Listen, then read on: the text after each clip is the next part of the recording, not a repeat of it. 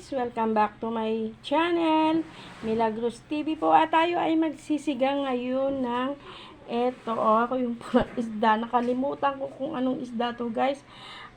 Bisogo guys. At ito ang ating pansahog. Isisigang natin yan na meron tayong kangkong and then okra and then meron tayong pangsigang and then meron tayong kamatis, sibuyas at tayo po ay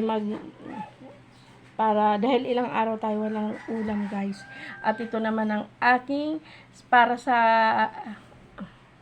doon sa cake. Kwek. Ikukoted ko muna siya at mamaya.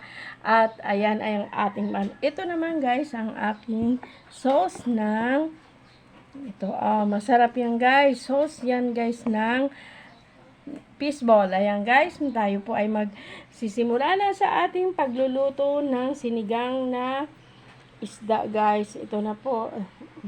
Ayan. Ito na guys. Unahin muna natin guys kung kangkong. Inuuna ko muna to guys na kangkong kasi mahirap po magpatunaw sa loob ng ating tiyan. Kasi guys, hindi na lang anong panunaw. Kaya kailangan ito munang mauuna talaga na kangkong. And then, isusunod natin to guys na okra. Ayan. Para tayo ay makakain at makahigop ng masarap na sabaw. Kasi ngayon guys, kailangan natin humigop ng masarap na sabaw.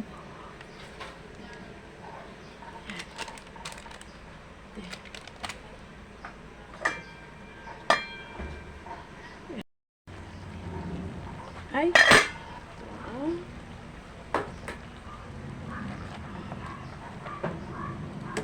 Sinigang na kangkong.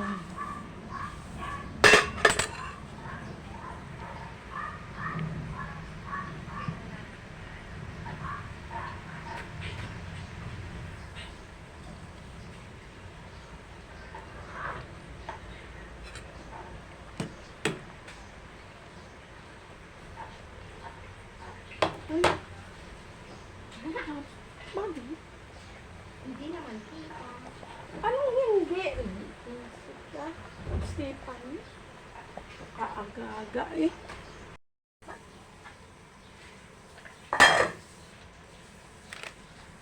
Then,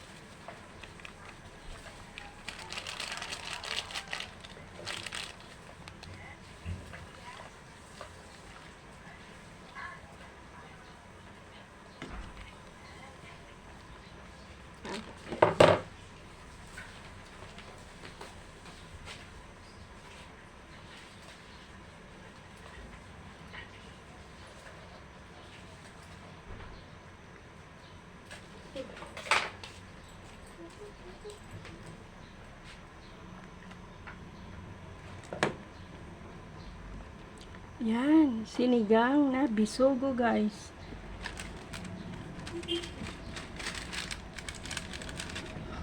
Then, lagyan natin ng pampalasa.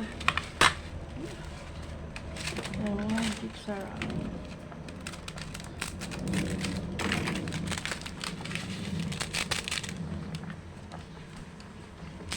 Man natin kung kaangkin.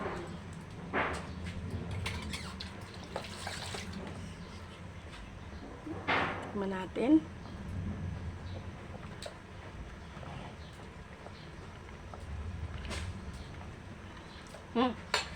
Medyo kulang pa ng kunting asin.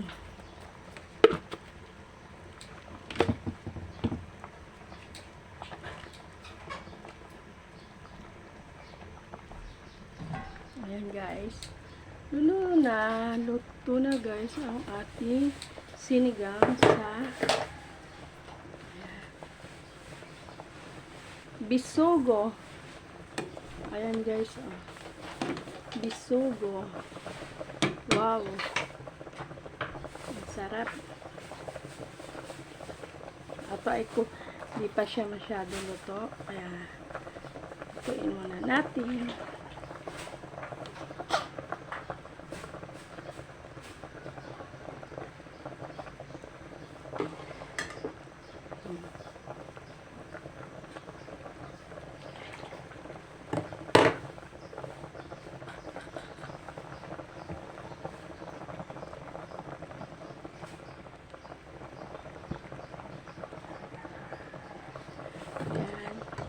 Guys, thank you for watching. Maraming salamat po sa walang sawang pagsuporta kay Nanay Mila sa patuloy niyo sa pag-view sa akin. Maraming salamat. Sana po wag po kayo magsawa. Alam niyo naman, guys, tulong niyo na lang po sa amin ang pag-view sa mga senior citizen, guys.